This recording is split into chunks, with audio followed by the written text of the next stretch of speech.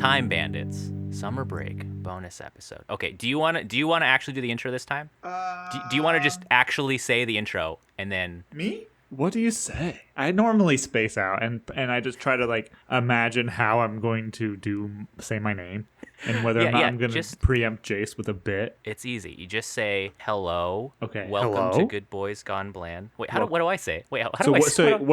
So can you do a run through to show me how I would do it? Yeah, let me just blank my brain. And this is just like a run through. All right, nothing official. I mean, you're going to do yours. Hello and welcome to Good Boys Gone Bland bonus episode. Time Bandits.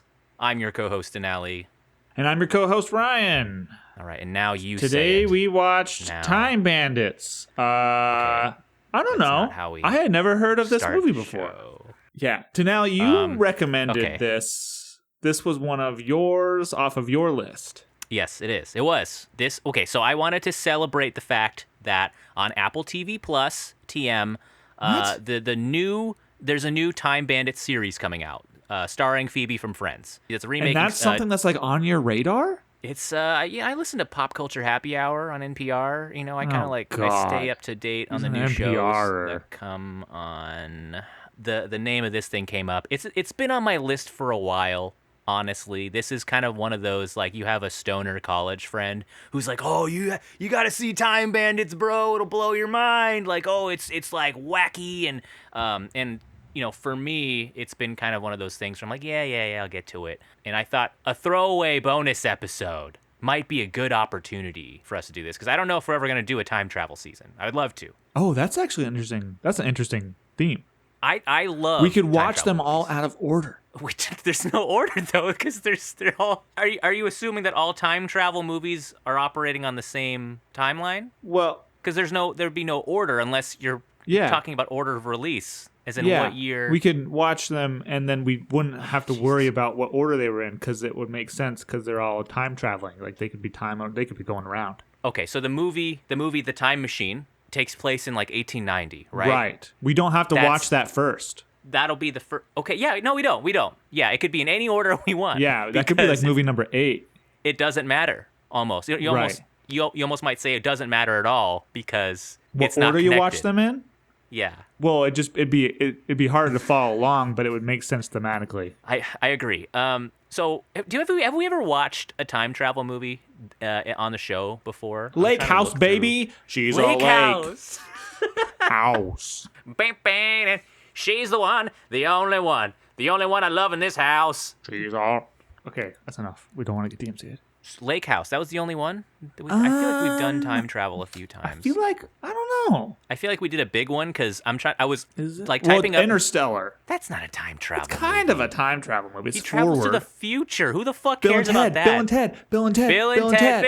That's what it is. Okay, it's that one. Okay. Because I was writing time travel bits, and I was like, have I written this one before? And I think I did. I mean, time travel to the future. I was talking about this with Amber the other day, because that's just sleeping. Exactly, dude. Like, okay, because when you think about time travel, everyone thinks about traveling to the past, right? Doing stuff in the past, because that's where the power is. Like, you can alter the timeline. And we were watching, those YouTube videos like Neil deGrasse Tyson, where he's like, time travel to the past is not possible with like current physics, right? He says like, you can only go forward. He's a smart guy. He did the Cosmos. But basically, like, they said, like, you can only go forward, which is fucking useless. Unless you knew a disaster was coming. Well, someone traveled to you from the future and is like, hey, there's a disaster coming. You need to skip it. Wait, no, but someone traveled to me because they were in the past. Yeah. You know what I'm saying? So the only way that would be useful is if we forgot about... Oh. So, like, a caveman comes to the future and is like, you got to watch out. Ugg is threatened to take you out. But how does he know Ugg's coming for me? Because Ugg was like, I'm going to go kill that guy.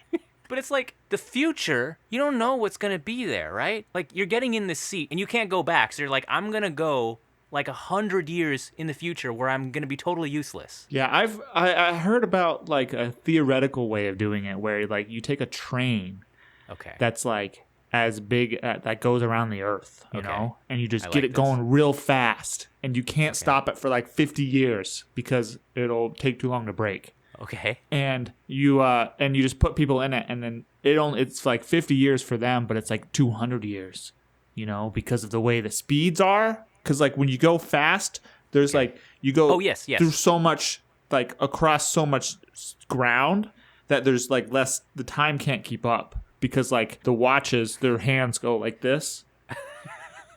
Is this the plot of Superman? Is this the ending? I think it's the plot of Snowpiercer. Yeah, we should do Snowpiercer. That one has a train. I do that one. I think that's what that was about. Yeah, that sucks though. That fucking sucks. Why would you do that? Why would you want? There's nothing to gain. And going to the past though, I think that'd be cool. What would you do? Hey, let's say this. Yeah. Let's say this. Okay, I wrote this down. You have a like SpongeBob-esque sort of time travel machine. You just get in it. SpongeBob. Yeah, well, you know when Squidward time travels? Oh, yes. Continue. You just get in it. There's not like a moral choice or anything. Okay. You can pull a lever, and let's say you can choose where you want to go. Where would you go? Okay. I would go 70 years ago to the 1950s, where I can try an old banana. Okay, so you know those old, but like those bananas that went extinct, right? And it's the banana that tastes like the candy does, because we can't get those bananas the anymore. Taffies? Yeah. So like the Laffy Taffy banana flavor, that used to be how bananas tasted.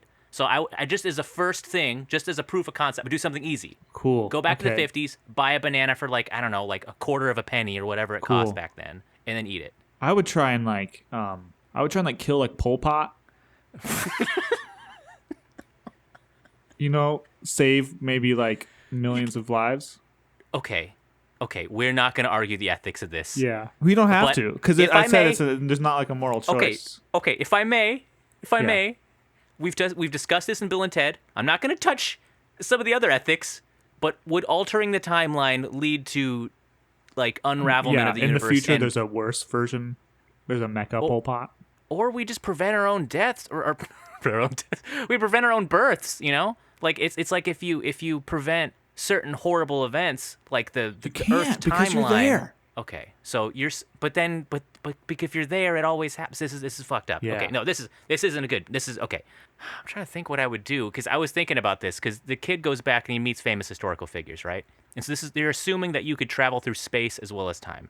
Yeah. So if I could travel through space and time, I would want to go back and see like all of the sightings, right? Like Roswell. I want to see like where dude, Bigfoot, I didn't even want to. I didn't even want to touch that. But thank you. Okay, yeah, because exactly. You could look up all of them, and you Phoenix, could just be there. We got to be at Roswell.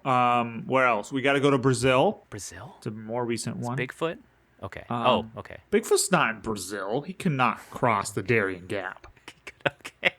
Gonna take a plane. Oh, but we could go hang out with Patterson and Gimlin when they encounter Bigfoot for the first time. Great. Yes. That sort of stuff. Loch Ness monster. But you know what? Here's what happens. Okay. We go back in time to hang out with Patterson and Gimlin, and we miss it by like 5 minutes. They're like ahead on the trail a little bit in front of us, looking for Bigfoot. And instead we're like, so we kind of like stumble through the woods, and we come upon this like a costume. Okay. This like Bigfoot costume. Yeah. On the ground. And we're like, and the choice is, do we put the costume on? Right. And make the sighting, or do we leave it there and never have Bigfoot? But who put the costume there? Exactly. Oh, it was us. From a previous time travel. We left it there. And so we arrive and we see a costume on the ground, but then next to it is a guy laying next to the costume with like an axe in his head. Yeah. And we're like, oh my God. Or he had a heart attack. That would make it so much easier. He had a heart attack. But then was he assassinated from like another time traveler? Because they were trying to prevent the Bigfoot. Oh, the Bigfoot League. Yeah. The Bigfoot. Yeah. Oh my God. No, there's a guy there, and he's been torn apart by Bigfoots. He's just limbs. Okay. But then there's a suit. Yeah, there's a suit. Because we got to warn people. So like, because he's been torn apart by Bigfoot. But then there's these guys with a camera, and nobody knows about Bigfoot. And maybe the knowledge of knowing about Bigfoot in the forest prevented a ton of deaths. More people will be strapped when they go into the forests. Exactly. That'd be good. I was kind of thinking about like going back and like meeting, like venerated people in history, because like we put a lot of people on the pedestal. This Napoleon guy. You know what that guy did? But it's like, we forget these people are people, right? Like they probably had like insecurities. I want to try like, how there's kind of like, we live in an age of like modern talk therapy. Like we all kind of understand therapy speak. And I feel like I could take that knowledge and go back and like meet these dudes and like really just like change their minds about shit. I can go back like Alexander the Great. I'll be like, hey, Alexander, you're just a little baby. You're just a little baby on the inside, and all you want is to hug your dad. And you deserve that, Alex. That's what you would do if you could go meet Alexander the Great? Yeah, I would tell him he's a little baby and fix him. He'd have you executed Fix his mind. No one's ever told him he's a little baby. I fucking guarantee you, dude. No one's ever told him that in his life. Well, then if he says he wants to execute, I'll go back in time and say a different thing. Do you think you could? Okay, if you had a time machine thing, do you think you could die? Are we operating on a rule where it's like you can't die? Why wouldn't you be able to die? Because you have a time machine. You could just. But if you're dead, you can't use it. Because I had a lot of stupid scenarios that I would want to try. Like we're in the Battle of Agincourt, in France. God, that's boring nerd shit. And if we're all lined up, like I want to be a guy on the horse and just like take off. Like we're on the battle line, just like take off like an idiot and just like run straight into a wall, like as hard as I could, and just like want to see what everyone does, and then just like what? You have like a line, like 100,000 like cavalrymen, right, outside of a castle, and they're like, okay, guys, we got to get ready to charge the French, and I want to just go, ah, and I just take off running from the line, and then King Arthur's like, what the fuck is he doing? And I want to go, and I'll go right off a cliff, like or like hit like a tree as hard as I can, and then I want to see what King Arthur does. What? And I want to see if he writes it down later. He'd probably just be like, another one cracked. This is the 14th case today. Like, what if King Arthur writes in his diary where he's like, okay, everything was like so good, but like there was this one fucking time where like I had this guy just took off. I can't fucking believe it. You'd also have to go back in time and teach King Arthur how to write in the diary. I think that was writing back then. I don't know, man. I mean, this reminds me too of that, like, you probably saw that webcomic where like, this guy was like, oh, I wish I can go back in time and like impress everybody with like my future knowledge. And he like goes back and they're like, oh, tell us, how do you make one of these cell phones? And he's like, I have no idea.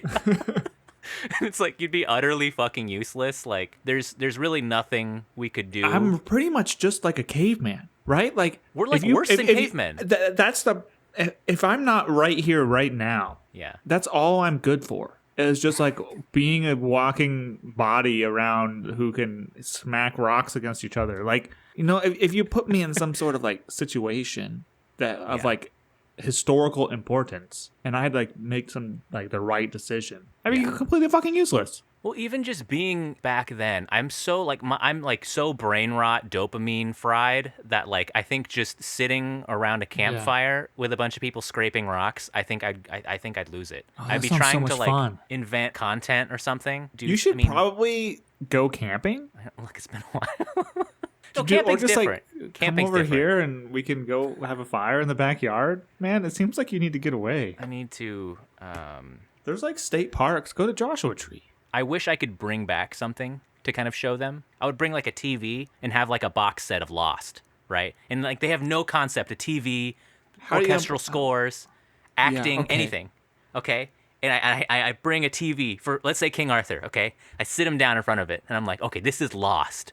And he's like, oh my God. And I'm like, this is an airplane. Like, it flies through the sky and they're stuck on an island. He's like, what's an island? And I'm like, it's like a thing in the ocean. And he's like losing his shit. And he's like, he's on season 3. And at this point, things are really taking off in season 3. There's like polar bears and there's like a secret fucking corporation and shit. And then I take it away and I go home. I pick up the TV and I take his DVDs and I go home and he never gets to see it again. TV is not going to be invented for another fucking 2,000 years. And I take it away from him, and then I want to see if he writes in his diary, where he's like, okay, I defended against the Saxons, everything went super well, but like, what happened to Hurley in Lost? Like, he showed me this thing, this box. Like, what happened to Hurley? What's the numbers mean? Is there like a famous person in history who went through some sort of like unexplained mental breakdown, like out of nowhere?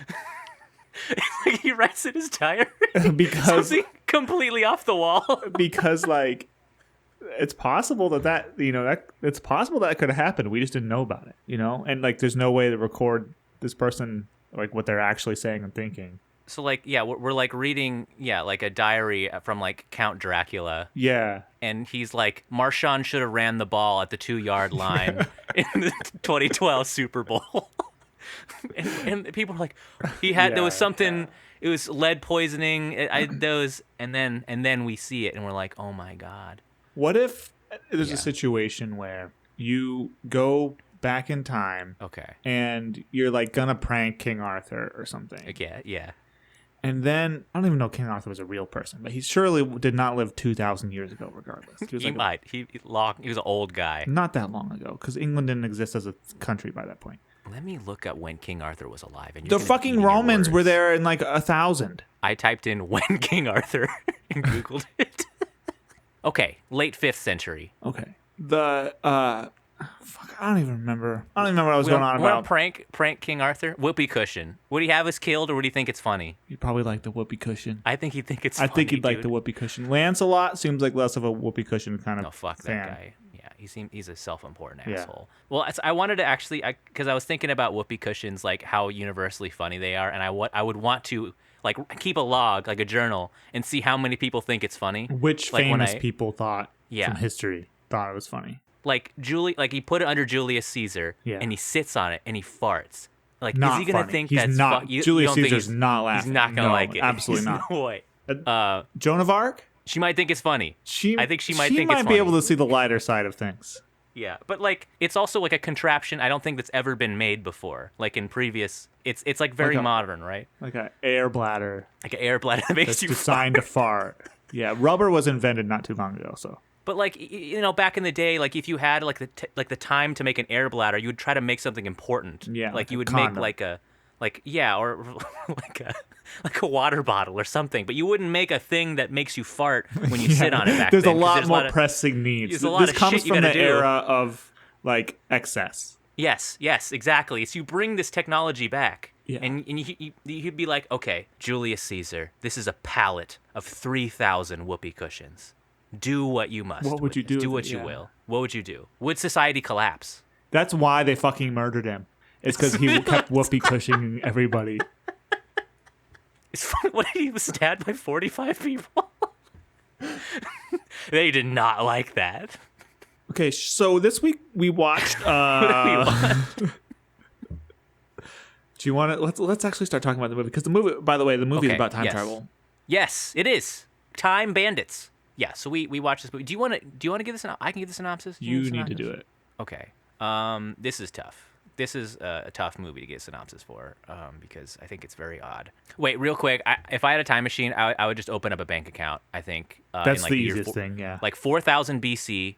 Open up a bank account in my name. 4,000 BC. And then when I get the farther you go back, the more interest. And then I would go back to the present day. Okay, fine. You'd lose it and have like 2 years later. Like fucking quadrillion dollars. You seem to, dude. You only need to go back to like 1990. Then I would have like a fucking like $1 million. Think about how much money you'd make if you had like a ancient Sumerian bank account full of like whatever. Dude, and you could do that in 1990 with like $1,000, like $100, like even like $100, or even like you could do that, dude. Shit, you could do that in 2012 with Bitcoin. That's true. Okay. Time Bandits. All right. Time Bandits, 1981. Made by Terry Gilliam of Monty Python fame. Basically, the movie is kind of like this tongue-in-cheek fantasy movie. There's a little boy who loves history, and his parents kind of suck. All right, they're into like getting the new microwave, and they don't care that their son likes to read about history. They're quasi neglectful. They're like first world sort of. They're like consumerist drones who don't. Yeah. He goes to bed one night, and then like a jousting horse comes through his wardrobe, and he finds out that his room is like a time hole, a hole in space-time that kind of like allows you to travel across time and space. These group of burglars come in. These are played by actors who all have dwarfism, or I think little people is like the preferred term. And they're like, hey, we work for the Supreme Being. We stole his map of time holes. And they bring the little boy along, who uses his knowledge of sort of history to kind of like go across and steal things. He doesn't really have a lot of... He doesn't do shit. He doesn't. He's kind of useless, the kid. But they go across a bunch of time holes, and then there's like an evil being who wants the map from them. And this guy's a manifestation of evil, possibly biblical allegory of the devil and God. And then just hijinks ensue. It's a wild ride. It really feels like you're sitting in a roller coaster seat and things are just happening to you in sequence. And I think we can get into it from there. That's one way of describing it. Yeah, probably accurately. You're sitting down and things are happening. Yeah. As opposed to things don't happen when you're standing. Or as opposed to things making sense. Yeah. And what's funny, Ryan, did you see the trailer for this movie? No. I would encourage people who haven't seen this movie to watch the trailer because it is utterly useless in terms of, like, the voiceover guy is literally doing a bit the entire trailer while scenes from the movie play. And I think partially it's hard to summarize a movie like this, where he's just kind of like, oh, hey, watch this movie. I've never seen it. And he's going on, and people are like arguing with each other while the trailer plays. And honestly, yeah, like this movie kind of feels like a series of vignettes, kind of like a Monty Python sketch show with a loosely tied together plot. Right. And, man, we just need to come out and say it. Yeah. I didn't particularly enjoy watching this movie. Yeah, meaning I didn't like watching this movie at all. Meaning I really this was not a good thing. I didn't like this movie. I wasn't. Yeah, Amber and I weren't too crazy about this either. I know this movie's divisive. Some people fucking love this movie. I wasn't. Yeah, it makes me kind of feel better because that you maybe feel similarly, because I was worried I was going to come into the conversation with somebody who's coming in really hot. Right, but also it makes me kind of mad at you because you made me watch it. I gave you a list of movies. And you were like, please let it be Time Bandits. I will not listen to any other suggestions. But we did watch this, and I was kind of very lukewarm going in. Like the first kind of scene that kind of comes in where it shows the intro, you see the lasers and the universe thing. I was like, oh, I'm gonna like this. I think I really like the aesthetic going in. Right. But as the tone kind of settles in, it has this like really nihilistic Terry Gilliam thing where it's kind of like everything's so absurd. Nothing really sticks or matters. Like everything's just kind of all out there. And when it's tied to an actual concrete plot, it's hard to feel, for me, invested. Like I don't really completely agree. That's my main thing, is that like it just seemed like a collection of scenes a la Monty Python. And that's what the Monty Python movies are like. And I get that this was his, I think this was like his first one, right? That was like it was before Brazil. Supposed to not be funny. And it just, I don't know, it just didn't make sense. There's so many things I could like try to point at, but I think overall it just didn't hit right. It felt kind of amateurish. Yeah. The number one complaint I would have is that the main actor, the little child, was terrible. Oh my God. No. I have not seen like a worse lead child performance. Let him have it. I think in like forever. And then I read on the trivia that his brother was the one who actually auditioned for the part. And this kid was like not interested in acting. And Terry's like, yeah, give me him. He seems aloof. That's got to feel weird if you're like the actor brother. And your little brother's just in the corner sitting there like waiting for you to get done. Gummy bears and like not like, and then he's like, oh, I picked that guy. Je ne sais quoi. Pick anyone else besides the kid who's trying in front of me. Yeah, I mean, look, this is also like in the 80s. Like we're spoiled by good child actors nowadays who have a very naturalistic, great delivery. And in the 80s, the kids are so bad. Yeah, I mean, I don't know. It could have also just been like the amateurs directing. I think Terry didn't particularly do a good job. I thought like the directing and like the cinematography and stuff was actually like one of the weaker points of the movie. That and the audio. The audio was weird. I did not like. First off, it was stereo only, and everything was dubbed. Like even like the kid's lines, almost every single one of his lines was dubbed from a studio, and sometimes they would play the same audio clips from him repetitively. Yeah, he would say the same. They would record like one like "Hey," and they would play it like 10 times in a row. And every single time that would happen, it would take me out of it because the kid's voice is fucking annoying. Well, he's like a 60-year-old man now. He can take this. Well, you know that voice that people use when they're talking to their dogs. And like I have a pet voice for my dog. You know, when I'm talking to him, I'm like, "Hey, buddy, what's going on? Oh, you want you know, that kind of a funny thing, like just when I'm petting his belly and stuff." But there's some people who do this like high pitched like heavily descending sort of that's what his voice reminded me of, and I just hated it. And there'd be a scene, I'd be like, just please don't talk, Just like have someone else make an observation. Oh, I don't think he made another movie after this. I don't think so. I think he was horribly panned for this movie. Should have been hit with a pan. Is that what that means? Is pan good or bad? That sounds like a Monty Python sketch. He was horribly panned. He was panned to death. Yeah. No, I mean, like, I hear you, because like this kid didn't even want to act. Like, I think, you know, they pulled him off, and, you know, as a kid you're kind of like, oh, okay, my parents want me to do it. Who knows? But I agree. Like, it looked weird too. I think the tone of the movie is strange. You mentioned about directing. I noticed it added to the kind of the dream. It felt like a bad dream. Like some of the scenes would drag for just like a beat too long. A little too long. Like there'd be certain things like where the logic of the scene would be stretched, and you're kind of like, why are they lingering like this? Yes. And when the audio's disconnected like that, and then the logic's disconnected, you're feeling like is this like a bad trip? Like, right. Am I fucking high right now? And I understand the idea that it's supposed to be dreamlike, but I completely understand. I was calling that kid logic in my brain, and this was plagued by kid logic, where there can be a bad guy 3 feet away from you, and you're hiding from him, and you can have a full volume conversation with your friend, like that sort of thing, like because it's all dubbed. So the kid's like, what are we gonna do? They're gonna find us. And there's a bad guy standing, and he's like, oh, where did they go? Yeah. So that combined with the seemed like there was no stakes. Yeah. Nothing bad would ever happen to them. And even when something bad did happen to them, like when one fell off a cliff or like got smashed by something, I was finally like, oh my God, thank you. Thank you for killing one of them, because then it feels like the rest of the movie matters. But no, they just like get deflated or something and then just like pop right back up. Like they're fine. Well, there is one death scene that gets unresolved at the end of this movie. Oh yeah. But like I think that is also a slap in the face, like the end of the movie, because the whole movie treats death like that, right? It's like there's shocking scenes in this movie for a kids movie. Like shocking traumatic stuff, and this is known as a movie that traumatized a certain generation of kids.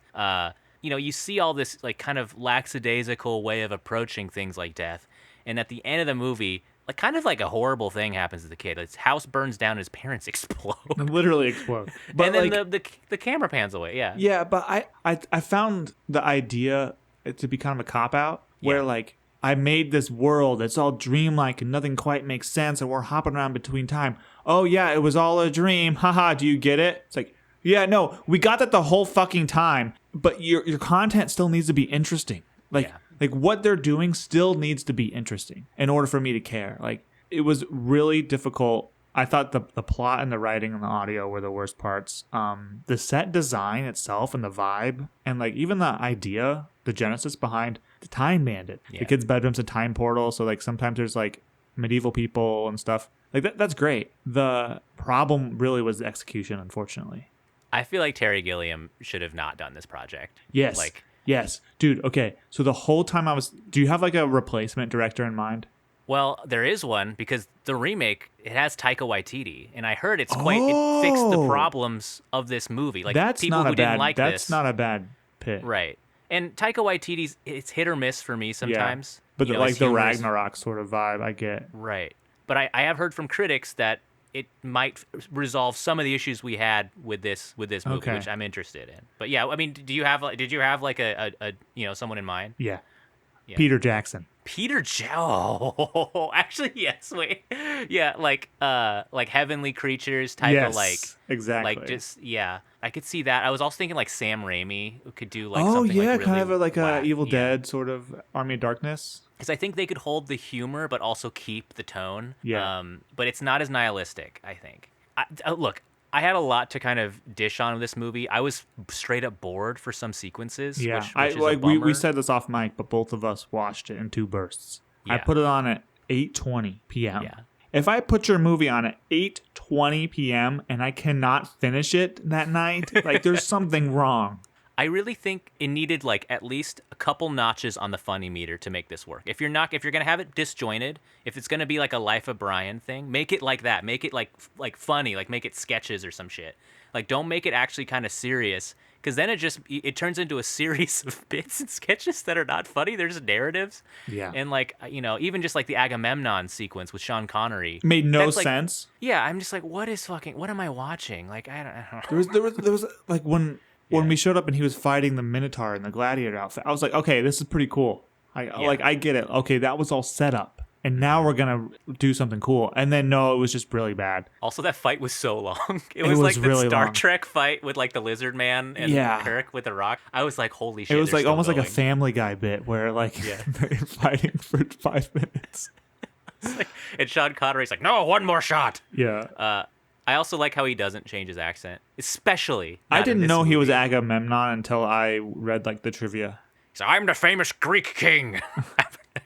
There's an ongoing bit of him just keeping his was it Irish accent he has? He's Scottish, I think. Scottish, yeah. But like, I mean, yeah, he was like Hunt for Red October. He was like an Egyptian man in what was it? Like he was a guy from Egypt in Highlander, and he's still keeping the accent the whole time, and you're like, what the fuck? Well, that said, there was some scenes I think were kind of funny. Like there was some there were like 2 or 3 actual jokes, and like I think that's the problem is the scenes. Like they were funny, but they weren't funny. Yeah, right. Like they're a little off. Like I get it. Like that's funny, but like jokes are also funny. Mm-hmm. And if you just make your entire movie like kind of amusing and like a little off track, and there's no punchline, then the entire movie is just going to be set up, and that's not funny. It almost got there for me. The evil one, the grand evil guy, his scenes I thought were pretty funny. Like he chewed it up a little bit. I thought him. Yeah.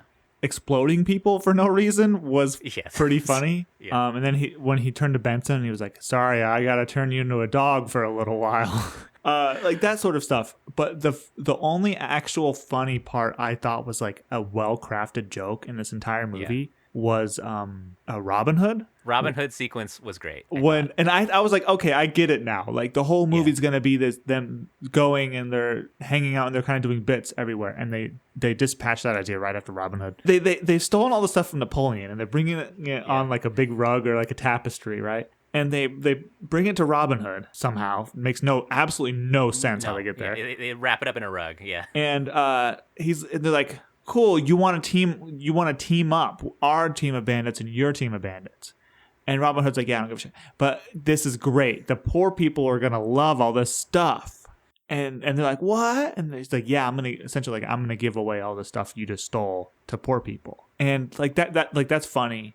The idea that they stole all this stuff for no reason because they gave it to the wrong kind of bandit. But then Robin Hood is like, yeah, everybody come in. And there's a line of poor people who come in and like take a cut or something. Yeah. And then one of Robin Hood's henchmen punches each of them in the face. And Robin Hood's like, whoa. Do we really need to be doing this? And the guy's like, afraid so. And Robin Hood's just like, okay. Yeah, like carry on. And so it makes no sense, and it's hilarious. It's the only scene like that. Yes. Like, it's and then they dispatch that kind of humor right after that. It's like the Agamemnon scene right after is almost like deadly serious. Like it's like completely played straight. Yes. And I'm like, what happened to John Cleese doing this whole bit? Like, and like I loved how he played Robin Hood, where he's like he doesn't seem to care at all. It's so dry. Where he's like, yeah, perfect. Like the way he delivers all those lines, I think he's not a such badass. Unique. He's like kind of dainty. And then I mean there was the Titanic scene, I think, which was also kind of comedic. But yeah, it's a tonal nightmare. It felt like 2 different people were writing for this movie. And I guess like towards the end, you have a series of scenes. They have a showdown with the evil guy, and the evil guy just kind of explodes spontaneously. There was nothing. No build was up. Boring. That scene was like 20 minutes long, and the whole thing was boring because it was obviously done on the budget, obviously done with like practical effects, and I respect that. But the problem really was that like they would do everything off screen because they couldn't actually show it because they didn't have the budget or the ability to make with practical effects what they wanted to do. Like they can't have a tank actually firing at a man. So what instead they did was like they would have sparks come out of the end of the tank, and then they would show the guy and just like he would just like wave his hand, and then he's like nothing would happen to him, and you'd be like, oh, I guess the tank must have shot a projectile at him and he like blocked it or like waved it away. Right. And then that would be the end of that interaction. 20 times, dude. So I get it, and like they tried to do other creative stuff when they shoot arrows at him, and he like inflates to like make a kind of like a shield around him to stop with his clothes, like to stop the arrows. Like, okay, that's kind of cool, but all of that happened off screen. You know, they shoot, and then it cuts to the arrows already being in his clothes, and so like I do understand that they were limited and they had to edit around the ideas. But choose a couple ideas. Just choose like a couple ideas that you can actually do. You know? If every single one of your ideas has to be hidden through like editing or trickery, scale it back. Reel it in a little bit. Next movie. I agree, dude. Part of me is wondering if this is like part of our like modern brain rot thing with the dopamine stuff, where we're like, this to us it's like child's play. But I want to ask someone from like 1981, and are they like, this is the most mind-blowing fucking action sequence I've ever seen. I have never seen a man inflate like a Willy Wonka balloon and shoot a bunch of arrows off, and maybe they don't even notice that it was off screen. They're like, wow, he stopped a tank with his hand. That was so cool. Like, yeah, or also maybe there's like kids. Yeah, I mean, if you saw it as a kid, I think you can fill in the gaps yourself, and you might not even realize. Yeah, like you said, they might not even realize that it doesn't happen. And just like as soon as the reveal is that, oh, he stopped them, you might auto-populate that information. Right. I mean, I did notice one of the robbers, brought back a spaceship from the future. The only future scene we get in all of it's an implied that he went to the future. Oh yeah, that's a good point. Yeah, and got like a spaceship. And I'm like, what was that? The rest of it, I think it's easy conversation, relatively. You go back in time. You're like, hey, I'm like this higher being. I need you to send a couple of knights with me, and you'll be greatly. You could say all this stuff to convince people. You go to the future, and it's like if someone came to this time and they were like in King Arthur's time. It was King Arthur. He came in, and he's like, I need an RPG and an AK-47, and I want to bring it back to my time. Honestly, I need it like, right now. Yeah, okay, bud. Come on, we got to get across state lines first because I live in New York. But then we're going to Sportsman's Warehouse. Come on, buddy. And you're gonna blow his fucking mind. Yeah, this is a tennis ball.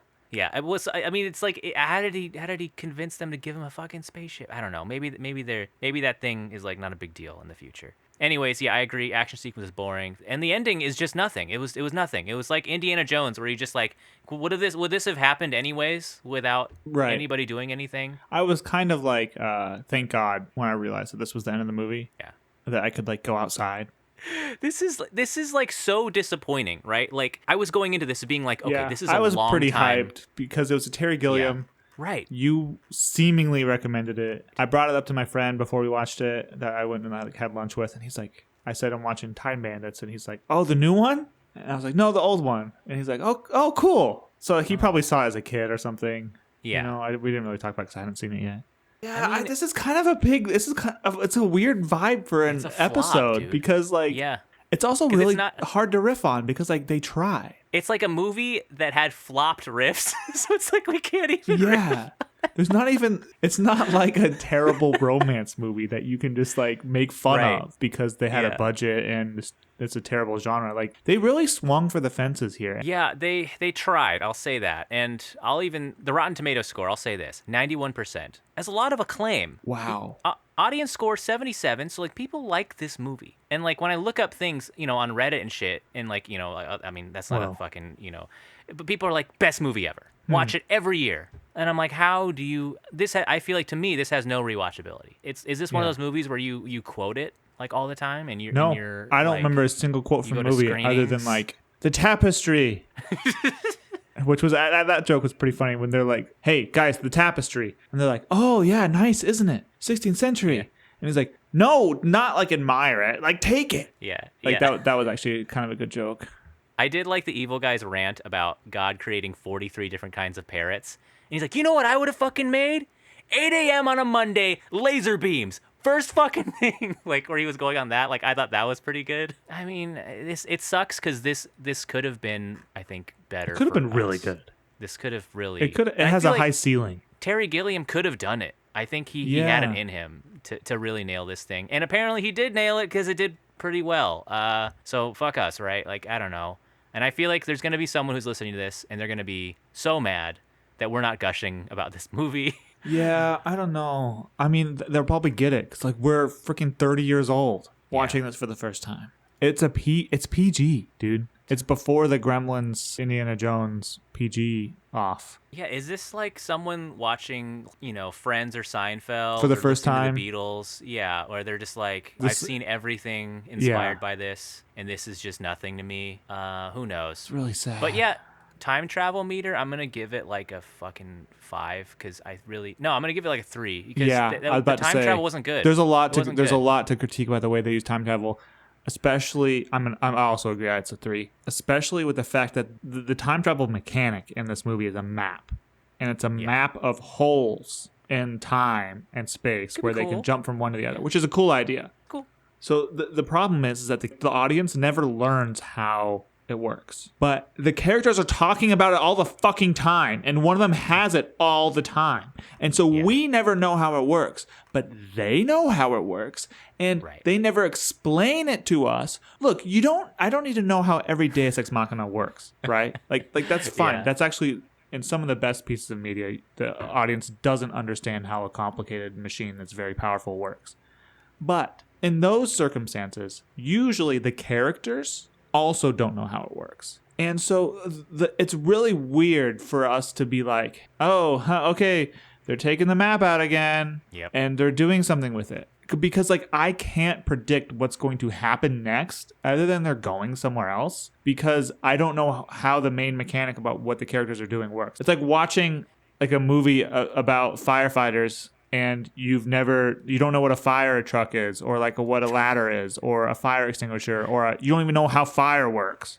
Like if you brought King Arthur and you showed him a fire, he'd be like, "Why is that not in a fireplace? It's just out in the open."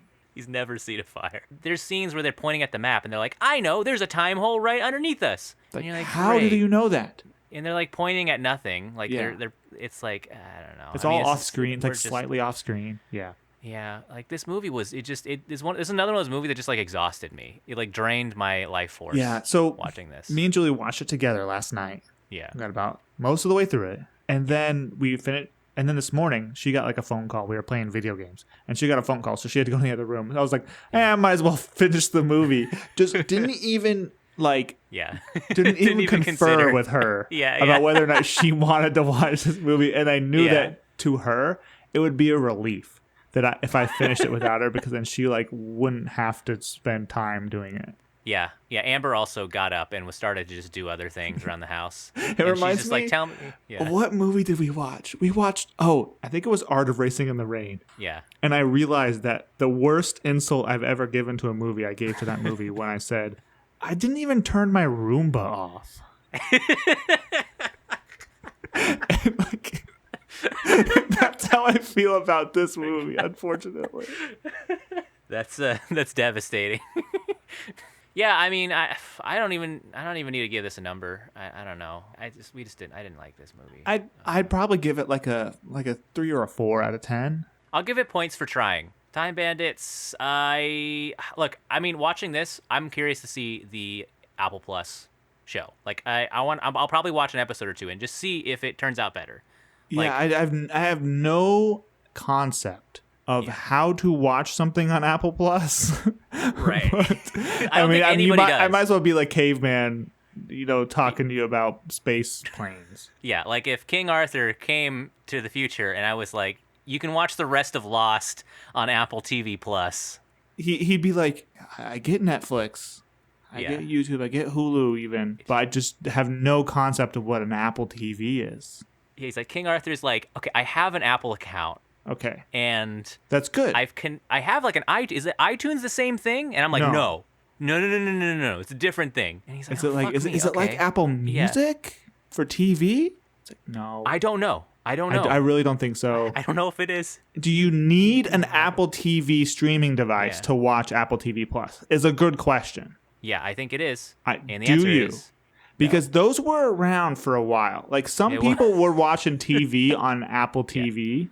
Yeah. Like TV, like I use a Fire Stick, for example. Some people's TVs connect directly to the Wi-Fi. I don't know how you get Apple TV. Do you have to have one of those $200 Apple TV boxes? Because there can't be, because like nobody has those anymore. I feel like Fire Stick is a really disappointing concept if you said it to King Arthur and he'd be like really excited for like 2 Fire seconds. Stick. And then you told him it's just another way to watch the rest of Lost. But then he'd be like, oh, I guess the rest of Lost. That's how he conceptualizes things, is a device that he could watch the rest of Lost on. He'd be obsessed with it, dude. Are you kidding me? I'm a future boy, and I like when I couldn't finish season 3 of Lost for like a year, I couldn't shut the fuck up about it. His concept of technology essentially breaks down to like 2 camps. Okay. This is some device I don't understand. Right. Or this is some device I don't understand, but yet it will let me watch the rest of Lost. Is this the first kind or the second kind? Yeah. He holds up like a tissue box, and he's like, "No, this is a no? Okay, no. Not interested." He holds up like one of those like Olympic running shoes. Like, no, okay. No. That's a shoe. You'd probably know what that is. Yeah. Okay.